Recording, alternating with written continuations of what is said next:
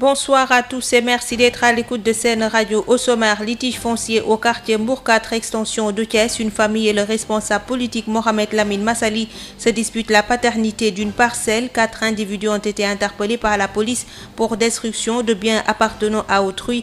Le collectif des habitants dénonce ce qu'il qualifie de forfaiture. Prise en charge difficile des 58 patients du Covid-19 à Sédhiou. Un déficit criard de personnel au centre de traitement qui ne dispose qu'un d'un seul appareil d'électrocardiogramme. Les soignants demandent un important appui en matériel pour bien suivre le protocole de traitement des malades du Covid-19.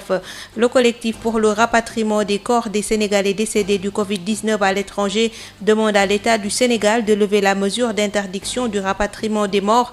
C'est une violation du droit du citoyen d'être enterré dans son pays d'origine, selon le collectif qui dément l'information selon laquelle il y aurait des risques de contamination du Covid-19 lors des rapatriements. Le contradictoire et Info Santé complète cette édition mise en onde par Pape Laïdié. Sud-Nuit. Marie-Rosalie Ndiaye. La police des Parcelles Assainies de Thiès a mis la main cet après-midi sur 4 personnes appréhendées pour avoir détruit des biens appartenant à autrui. L'auteur de la plainte, le responsable politique Lamine Massali et une famille se disputent une parcelle située au quartier Mbour 4 extension, un site religieux non encore régularisé. Le collectif des occupants de Mbour 4 extension dénonce cette forfaiture et interpelle les autorités. Babacar Ndaw. Encore un litige foncier sur le site de Mbour 4 extension de Thiès. Une famille et le responsable politique Mohamed Lamine Massali se disputent la paternité d'une parcelle. La goutte de trop, les travaux entrepris par l'ancien responsable libéral de Thiès ont été démolis. La police des Parcelles Assainies de Thiès sur les lieux a mis la main sur 4 personnes. Le collectif des occupants de Mbour 4 extension s'offusque et dénonce. Amadou Dia est membre du collectif des habitants de Mbour 4 extension. Si on se rappelle, le président nous avait promis de régulariser et avait donné des instructions fermes au gouverneur et au préfet. Mais depuis lors, il nous avait donné des instructions d'attendre la régularisation. Au moment où nous attendons la régularisation, au moment où tout le monde, où tout le Sénégal est penché sur la maladie du Covid, un politicien de nom de Massali est venu ici à menacer un bon père de famille, démuni, vraiment, si vous regardez même la construction, il a construit sa profondation. Le commissaire est venu ici, on a parlé avec lui. Nous, notre appel, c'est rappeler au préfet l'instruction que le préfet qui avait précédé avait donnée, c'est-à-dire d'arrêter toutes les constructions. Et on a vu que Massali est venu en force avec ses nervis, donc pour menacer, pour dire que c'est le commandant de la DSCOS qui accuse le commandant de la DSCOS, parce que nous pensons que le commandant de la DSCOS ne va pas donner des autorisations. Un site a régularisé des instructions du chef de l'État en 2017, non encore exécuté, se désole les membres du collectif des occupants de Mbour 4 extension de Thiès. La situation elle est claire, nous attendons une régularisation. Donc le préfet même qui est nouveau, qu'on a rencontré, ça qu'il nous a dit. Donc nous ne pouvons pas comprendre que Massali veuille venir ici par force, prétendant que c'est un politicien, il a la force, il a les moyens, avec des nervis, pour insulter ensuite, pour démolir les constructions de nobles citoyens. Donc vraiment c'est l'appel que nous demandons et sollicitons encore que le préfet, nous savons qu'il est occupé, mais qu'il fasse parfois des descentes pour voir ce qui se passe ici avec M. Massali. En Mbour 4 extension. Pour sa part, le responsable politique Mohamed Lamine Massali a dit acquérir ce terrain depuis 2006 avec des papiers légaux. Mieux, il cite la DSCOS qui l'aurait autorisé à construire malgré les insignes d'arrêt de la DSCOS en date de 2018 visibles sur le site en question. Les 4 personnes appréhendées passent leur première nuit de garde à vue à la police des Parcelles Assainies de Thiès avant d'être déférées certainement en début de semaine prochaine devant le procureur. Babacar Ndaw, Thiès Sud FM. Restons à Thiès pour parler santé avec le médecin-chef du service ORL du centre hospitalier régional El Hadj Amadou Sakhir Ndiéguène qui dénonce l'infime part du force Covid-19 réservé à la santé. Selon le docteur Ndiassé Ndiaye, le coronavirus doit pousser les autorités à renforcer la politique d'infrastructure sanitaire pour décongestionner. Encore Dakar, docteur Ndiassé Ndiaye s'est prononcé cet après-midi à l'installation du centre de traitement du Covid-19 de Thiès. On l'écoute avec Babacar Ndaw. L'enseignement, non seulement des familles, nous tous, pas l'État seulement, mais nous aussi, en tant qu'agents de la santé, vous en tant qu'agents de presse. D'abord, on félicite le ministère. Jusqu'à présent, il maîtrise la situation. La preuve, les Français ont commencé à copier sur nous la situation interrégion. Ils ont agi à temps, à savoir limiter les déplacements, les malades, les prendre et les isoler quelque part pour ne contaminer pas aux autres. Mais le danger, on a parlé de 1000 milliards. Quand on parle de 1000 milliards, c'est une guerre sanitaire. Au moins la santé doit avoir 50%. Imaginez-vous, présentement, on a le coronavirus, ça tue moins qu'Ebola. Je ne le souhaite pas, mais il y aura d'autres Ebola, il y aura d'autres corona. La seule situation à prendre, c'est de créer des structures de santé qui sont adéquates pour recevoir les malades. Quand quelqu'un vient de la France, passe par la montée en route, il faut créer un grand hôpital au nord avec des chambres, la restauration et tout, et le matériel d'isolement. Pour les téléspectateurs aujourd'hui, mais ce sera autre chose demain. Il faut créer des centres comme Afan, comme le COUS, partout dans les régions frontalières. Dans les hôpitaux où il y a des médecins internistes, des spécialistes, il faut créer des pavillons de maladies infectieuses qui sont prêts à isoler certains, mais décemment, dignement. Donc raison pour laquelle les 1000 milliards dont on parle, le riz ne doit pas être à l'avance, ni le sucre, ni le mil. Parce que d'ailleurs, tu le prends, dans 2 ans, tu repasses, tu ne verras pas le riz qu'on a investi. Si l'État a investi 1000 milliards, 5 ans après, tu dis, au corona, l'État a investi ça, on voit. Mais si tu donnes que des denrées, c'est grave. Il faut construire des pavillons qui vont être responsables de prendre en charge des autres actions qui vont venir. Dépenses budgétaires des collectivités locales. Face à la pandémie du Covid-19, l'expert en décentralisation préconise l'autorisation de modification des budgets et plaide pour une dotation spéciale Covid-19 aux collectivités locales afin de leur permettre de jouer pleinement leur rôle. Voici Amadou Sennian au micro de Amadou Moustapha Dian. Les maires ont justement effectué des dépenses depuis le début de la pandémie sur des lignes budgétaires qui avaient été votées et autorisées par le conseil municipal. Il se trouve qu'actuellement, on constate l'épuisement de certaines lignes de crédit. C'est pourquoi il est impérieux pour les maires qui sont des gestionnaires du budget, qui sont des ordonnateurs du budget, de procéder aux modifications budgétaires par virement de crédit. Cela semble impossible parce que la modification du budget relève du conseil municipal qui du reste ne peut pas se réunir aujourd'hui. Donc, il y a blocage quelque part. C'est pourquoi je salue l'ordonnance prise par le président de la République qui habilite les maires et le bureau municipal, et les maires et les adjoints qui constituent le bureau à procéder aux modifications budgétaires qui s'imposent. Cela se comprend, mais cela doit être encadré. Que toutes ces dépenses-là puissent être liées au Covid.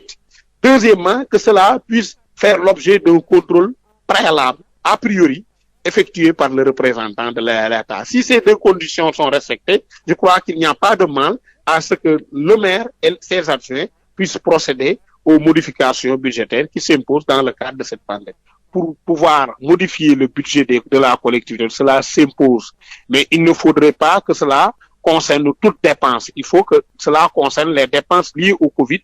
Il faut aussi que le représentant de l'État puisse faire ce qu'on appelle l'approbation préalable pour n'importe quel montant. Cela me semble des sommes. Ce qu'il faut, c'est faire une dotation spéciale, dotation Covid aux collectivités locales. Parce que si on continue, il y a des collectivités locales qui ont les moyens pour modifier leur budget, faire des virements de crédit, mais il y en a qui ne peuvent pas. Ce qu'il faut, c'est faire dans les 1000 milliards, prévoir un montant important pour l'ensemble des collectivités locales du Sénégal pour leur permettre de faire face. Sédhiou totalise à ce jour vendredi 1er mai 58 cas de malades du Covid-19, y compris le premier cas communautaire. Leur prise en charge se fait dans des conditions difficiles en raison d'un déficit de personnel, d'équipement, de protection et d'appareils. Dr Abdourahmane Sow, technicien de santé, s'en explique au nom de l'établissement public de santé de Sédhiou au micro de Moussa Dramé. Il y a une synergie d'action entre la région médicale, le district et l'hôpital. Cependant, monsieur le ministre, j'aimerais quand même faire un plaidoyer. Parce que le grand souci que nous avons aujourd'hui, c'est la ressource humaine. Actuellement, l'équipe qui monte, depuis qu'on ait des cas, parce que c'est 25 cas qui sont venus de ce coup, c'est cette même équipe qui entre et qui est en EPI tous les jours, sans répit. Et si déjà on avait un besoin criant en ressources humaines, maintenant vient s'ajouter cette pandémie, vraiment nous avons un besoin criant en ressources humaines. Maintenant, on voudrait aussi qu'on soit appuyé en termes d'équipement. On sait que le protocole que nous utilisons actuellement au Sénégal, il faut, je donne juste un exemple, des électrocardiogrammes. Un appareil, on a juste un appareil qui n'est pas très bien fonctionnel. Ce serait bien qu'on nous accompagne davantage. En visite de terrain ce vendredi à Sédhiou, le ministre de la Santé a magnifié la réactivité du personnel de santé qui a très vite créé un centre d'isolement. Abdoulaye Diouf Sarr déclare que déjà 10 lits supplémentaires sont mis à la disposition et qu'une dotation en matériel est en cours pour Sédhiou. Rappelons également que le ministre de la Santé et de l'Action sociale était ce vendredi à Ziguinchor pour apporter un appui matériel au centre de traitement des patients du Covid-19. Occasion saisie par Abdoulaye Diouf Sarr pour saluer le dynamisme et le professionnalisme du personnel de santé. Psychose des cas communautaires à Diass dans le département de Mbour avec le non-respect des mesures de prévention. Le directeur général du COSEC et responsable APR à Diass offre 13 000 masques et appelle à l'autodiscipline pour freiner la propagation du virus. Babacar Sow. Lutte contre le Covid-19, tout faire pour éviter les déplacements, c'est ce que soutient Mamadou Ndione, directeur général du COSEC, Conseil sénégalais des chargeurs, et responsable de l'APR, le parti présidentiel à Diass dans le département de Mbour, qui s'inquiète des cas communautaires. Un appel surtout aux jeunes qui doivent porter le combat. Mamadou Ndione a offert 13 000 masques aux ASC pour la protection et des centaines de t-shirts pour la sensibilisation. Mamadou Ndione. Imaginons le cas communautaire récent, parti d'une région, traverser d'autres régions, venir juste traverser à nouveau toutes ces régions pour aller dans une région qui était épargnée, contaminer 25 personnes. Les masques déjà ont pour objectif de protéger l'autre. Si on est malade, on protège les autres. On peut être protégé en portant le masque. Les masques sont généralisés parce que tout simplement il y a des cas communautaires. Personne ne sait qui a la maladie, donc autant donc se prémunir. Si on l'a, on protège l'autre. Si on ne l'a pas et que l'autre l'a, on peut être protégé. Mais ce sont les gestes barrières dans leur intégralité qui doivent être appliqués. La motivation des derniers cas communautaires, c'est inquiétant. Mamadou Ndione, directeur général du COSEC, qui appelle à l'autodiscipline pour combattre le coronavirus, il exhorte les Mbourois à ne pas violer les normes de mobilité et de rassemblement fixées par les comités de lutte contre le Covid-19. Mais c'est possible. Pour combattre ce virus, c'est juste de la discipline. Si tout le monde est discipliné, il y a de fortes chances que ce virus puisse être vaincu dans les meilleurs délais. Il suffit qu'il y ait un cas pour que ceux qui étaient même dans la discipline, dans le respect des règles, puissent être contaminés. C'est ça le risque majeur. Maintenant, c'est de l'autodiscipline, c'est des rappels de règles, c'est des rappels même de règles qui doivent être érigés en réflexe. Par exemple, au niveau de la c'est des citoyens qui essayent de violer les règles établies en termes de mobilité, mais également en termes, disons, de rassemblement. Babacar Sow depuis Mbour pour Sud FM. Le collectif pour le rapatriement des corps des Sénégalais décédés à l'étranger, Sunu Néew Sunu Réew, demande à l'État du Sénégal de lever la mesure d'interdiction du rapatriement des Sénégalais morts hors du pays. Le collectif juge discriminatoire cette démarche des autorités non conformes aux droits du citoyen d'être enterré dans son pays d'origine. Ndougambo, le coordonnateur du collectif Sunu Néew Sunu Réew, signale que des recherches approfondies ont démenti tout risque de contamination du Covid-19 pour un rapatriement de corps. Il est joint depuis l'Italie par Adam Ndione. Une lettre ouverte adressée au président de la République du Sénégal et aux ministres et services concernés par le collectif Sunu Néew Sunu Réew, né en Italie, en riposte aux mesures d'urgence prises par le gouvernement du Sénégal dans le cadre de lutte contre la propagation du Covid-19. Vous savez, le collectif, dans sa communication datée du 16 avril 2019, a exprimé son refus d'accepter d'une telle mesure discriminatoire et appelle les autorités sénégalaises à revenir sur une telle décision. La mesure est d'autant plus inconcevable. À cela s'ajoute l'inexistence des moyens de preuve scientifiques pour établir l'éventualité d'une contagieuse. Compte tenu de tous ces éléments, le collectif pour le rapatriement des corps des Sénégalais décédés à l'étranger, Sunu Néew Sunu Réew, invite à corriger cette injustice qui frappe directement une diaspora. La diaspora demande à être replacée dans un droit fondamental qui lui est aujourd'hui refusé. Pour rétablir la sérénité nécessaire à notre lutte contre cette pandémie, le collectif réitère sa demande d'annulation de la mesure prise par l'État sénégalais et qui a vu la diaspora non seulement comme une injustice inacceptable, mais aussi comme une remise en cause claire de la dignité des défunts et des familles. Le contradictoire. Le contradictoire, c'est votre nouvelle rubrique que vous propose Sud FM Sen Radio. Les lundis et vendredis, tous les sujets à controverse seront débattus dans le contradictoire. Un sujet, deux invités pour un regard croisé. Le contradictoire, c'est tous les lundis et vendredis sur Sud FM Sen Radio. Des accords signés, des engagements pris qui ne sont pas respectés, des décisions de justice favorables aux travailleurs qui ne sont pas exécutées. Selon le secrétaire général de la CNTS/FC, Cheikh Diop, le manifeste du 1er mai 2020 élaboré prend en compte toutes ces préoccupations pour un règlement définitif de ce qu'il appelle le passif social qui traverse tous les secteurs et les 3 derniers régimes. Cheikh Diop annonce une déclaration sur les réseaux sociaux et invite le président Macky Sall à une rencontre par visioconférence. Cheikh Diop de la Confédération nationale des travailleurs du Sénégal, Force du changement, répond aux questions de Babacar Samb. Cheikh Diop, bonjour. Bonjour. Vous êtes le secrétaire général de la CNTS/FC, Confédération nationale des travailleurs du Sénégal, Force du changement. Oui. En fait, la journée mondiale du travail est célébrée ce vendredi, mais dans un contexte particulier, pas de défilé ni dépôt de cahier de doléances sur la table du président de la République. Coronavirus oblige. Quel sentiment vous anime en ce moment? Sentiment de tristesse et de désolation. Mais cela se comprend parce que nous sommes dans une situation exceptionnelle. Sentiment de tristesse parce que ça fait des centaines d'années que le monde du travail fête le 1er mai dans l'allégresse et dans des festivités, dans des défilés, dépôt de cahiers de doléances, meetings, rassemblements, délivrance de messages à l'endroit des travailleurs. Cette année, tout ceci ne se fera pas. On va vivre un 1er mai confiné. Donc, pour un responsable syndical, ça fait mal au cœur. Mais la situation oblige et nous l'acceptons. Parce que nous avons l'habitude de dire qu'en période de guerre, nous syndicalistes, nous disons en période de guerre, il y a une seule revendication qui vaille, la paix. Ici, la paix, c'est qu'ensemble, et dans la solidarité qu'on bout hors de nos frontières et hors des frontières terrestres, la pandémie du coronavirus. Donc, c'est la seule revendication qui vaille.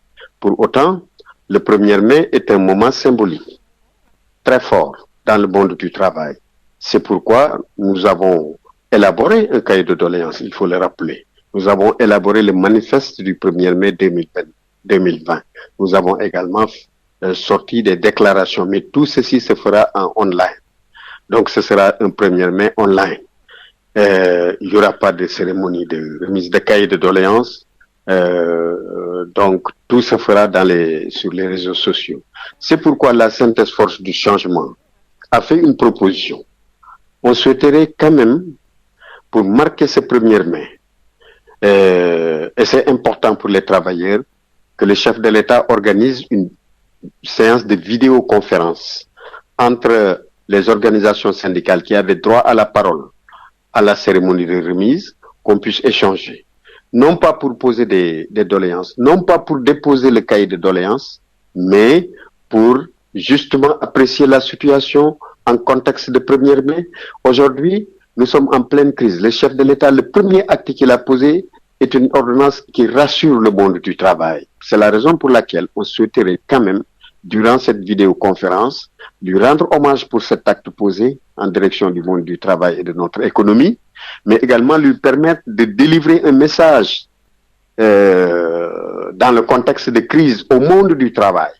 Ça nous permettrait une bonne remobilisation de nos troupes, mais également ça boosterait nos militants et nos camarades dans la sensibilisation pour le combat contre le coronavirus. C'est pourquoi nous pensons que cette séance de vidéoconférence serait une très très bonne chose qui ressusciterait le 1er mai, mais également qui ferait l'occasion pour nous de revenir sur le contexte de crise et quel doit être le rôle du travailleur dans ce contexte de crise-là. Vous avez déjà élaboré un cahier de doléances et donc une déclaration sera faite online, vous l'avez dit. Est-ce qu'on peut avoir les grands traits de vos revendications? Pour me résumer, parce que ça va être compliqué, mais je crois que aujourd'hui l'essentiel pour nous, c'est comment faire pour résorber, pour changer les tendances du dialogue social actuel. Nous vivons un dialogue social de restitution. Des accords qui sont signés qui ne sont pas respectés, des engagements pris qui ne sont pas respectés, des droits des travailleurs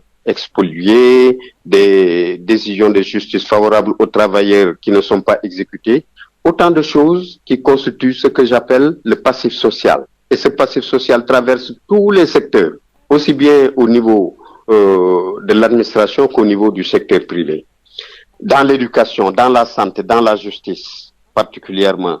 Je pense que nous devons prendre à bras le corps cette situation Cette situation, cette tendance de revendication, de restitution que nous portons depuis plus de 2 décennies, nous devons aller vers le règlement définitif de ce passif pour tourner les tendances vers un dialogue social de conquête, un dialogue social de progrès. Pour ce faire, nous devons accepter de mettre sur la table le passif social, de le quantifier, de le localiser, avoir la volonté pour les décideurs et les employeurs de régler le passif. Nous, travailleurs, nous devons avoir la souplesse de nous inscrire dans un échéancier. Il faut rappeler que le passif traverse 3 régimes politiques. Donc, on ne peut pas réclamer son règlement tout de suite et maintenant.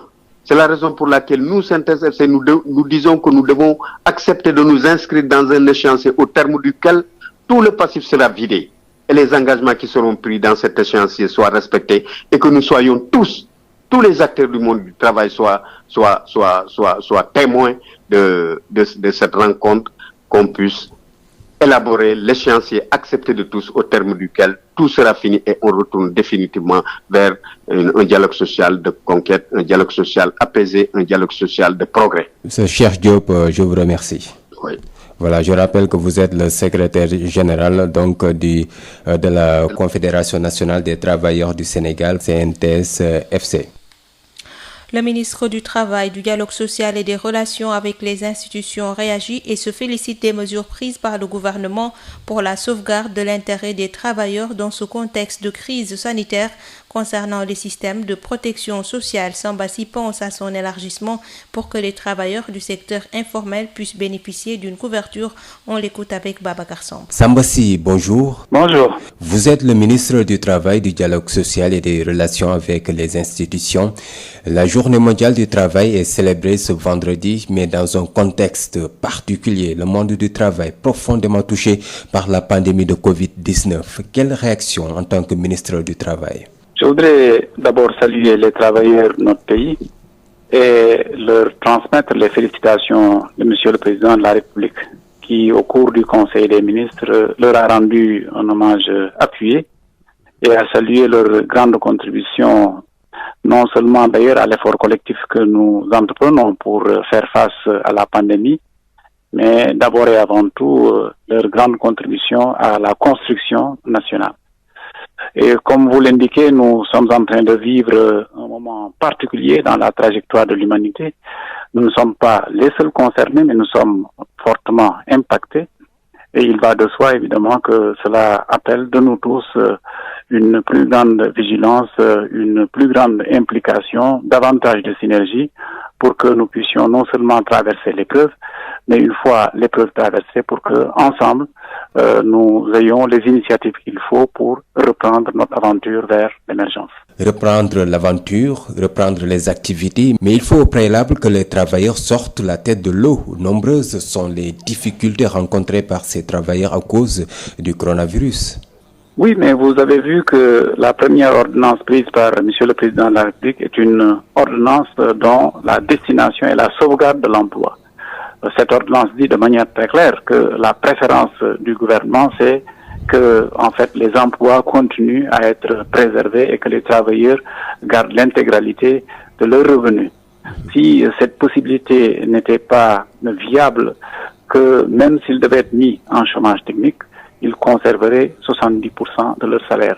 En tout état de cause, pour la période de la pandémie, toute forme de licenciement lié à la pandémie est prohibée et interdite. Donc, nous avons bien conscience que les travailleurs, comme tous les autres segments de notre peuple, sont confrontés à des difficultés, mais ensemble, nous avons pris des mesures qui sont des mesures de sauvegarde de l'emploi également, d'aide à l'entreprise pour que la viabilité des structures soit préservée. Outre ces difficultés notées sur le plan économique, la menace est également sanitaire. Alors, la pandémie n'a-t-elle pas mis à nu les lacunes dans les systèmes de protection sociale? Des lacunes dans les systèmes de protection sociale, il faut d'abord se féliciter de l'existence, disons, de ces systèmes de protection sociale.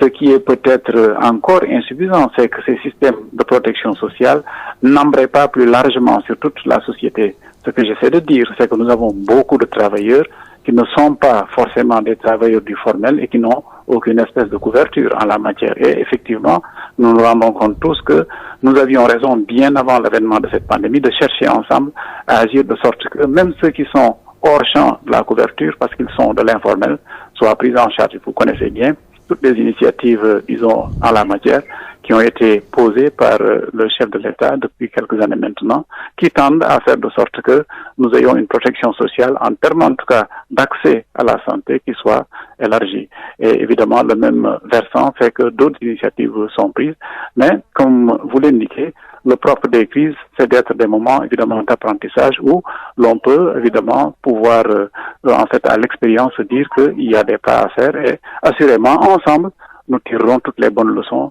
de l'épreuve que nous sommes en train de vivre. Pas de défilé, pas de remise de cahier de doléances. Alors, qu'en est-il pour cette année? Qu'avez-vous prévu? Ce que les travailleurs eux-mêmes ont prévu, c'est que, comme, en fait, les circonstances l'imposent, nous sommes tout de même sous régime d'état d'urgence et de couvre-feu. Tous les rassemblements sont interdits et donc les travailleurs comprennent que les formats ordinaires de célébration de la fête du 1er mai ne sont pas évidemment cette fois-ci duplicables. Il n'y aura pas de regroupement, il n'y aura pas de festivité parce que le temps commande autre chose. Pour ce qui est maintenant du choix délibéré d'ailleurs des organisations syndicales de ne pas poser à proprement parler en cette occasion-là des revendications, quoique ça participe de l'intelligence du contexte. Le contexte commande que nous soyons soudés comme un bloc monolithique pour affronter ensemble le corona. Maintenant, une fois le gué traversé, nous continuerons à chercher ensemble, comme nous n'avons cessé de le faire toutes ces années durant, des bonnes solutions par rapport aux problèmes auxquels nous sommes confrontés. Sambassi, je vous remercie. Je rappelle que vous êtes le ministre du Travail, du Dialogue social et des relations avec les institutions. Sud FM, l'info, c'est ici. Biotox anti-moustique pour le corps, les vêtements, les rideaux et draps vous protège contre les moustiques chez l'adulte et l'enfant. Val d'Afrique vous offre votre journal de la santé. Bonjour à tous et bienvenue. Le centre de traitement du Covid de l'hôpital Dalal Jamm de Guédiawaye s'élargit avec son nouveau lit et 11 autres en réanimation. Les installations sont en cours selon le ministre de la Santé et de l'Action sociale qui a réceptionné le matériel contre le coronavirus qui pourrait se propager avec la climatisation selon une étude chinoise. En effet, la vitesse de circulation du vent pourrait transporter les gouttelettes jusqu'à 4 ou 5 mètres. Professeur Adams Tidjani, environnementaliste enseignant à l'université Cheikh Anta Diop de Dakar, explique au micro de Isegnon. Absolument, c'est-à-dire qu'en fait, que vous avez une climatisation dans une pièce, vous avez une circulation de l'air. Cela veut dire que si le virus se retrouve dans l'air, le virus, lorsque la personne éternue, au lieu de retomber directement sur terre, de toute façon, il y a une partie qui retombe sur terre, mais il y a une petite partie des micro-gouttelettes qui restent toujours dans l'atmosphère. Et ces micro-gouttelettes peuvent être emportées par justement cette circulation du vent. À ce moment, la contamination, la distanciation, sera plus de 1 mètre. On peut penser que même les gouttelettes peuvent aller jusqu'à 3 mètres, 4 mètres, voire 5 mètres. Ça dépend de la vitesse de circulation du vent. Et donc, justement, la présence de la climatisation favorise ce phénomène, comme aujourd'hui, avec la pollution que nous avons ou la dégradation de notre environnement avec la présence du vent, pour favoriser également ce phénomène, puisque les gouttelettes peuvent se fixer sur les aérosols ou les particules fines qui se trouvent dans l'atmosphère, et avec le vent, circuler sur une distance beaucoup plus longue. C'est pourquoi je toujours dit, je préconise, le port du masque doit se faire systématiquement, surtout à l'heure actuelle. L'Organisation mondiale de la santé a réuni hier les experts du comité d'urgence afin d'évaluer l'évolution de la pandémie et de formuler des recommandations actualisées. Au cours des derniers mois, l'OMS a expédié des millions de kits de tests, formé 3 millions d'agents de santé, lancé un essai international de médicaments et réuni un consortium de pays et de partenaires pour développer et accélérer la distribution de vaccins, de diagnostics et de produits thérapeutiques. Info Santé, c'est fini. Très bon week-end à tous. Biotox anti-moustique pour le corps, les vêtements, les rideaux et draps vous protège contre les moustiques chez l'adulte et l'enfant. Val d'Afrique vous a offert votre journal de la santé.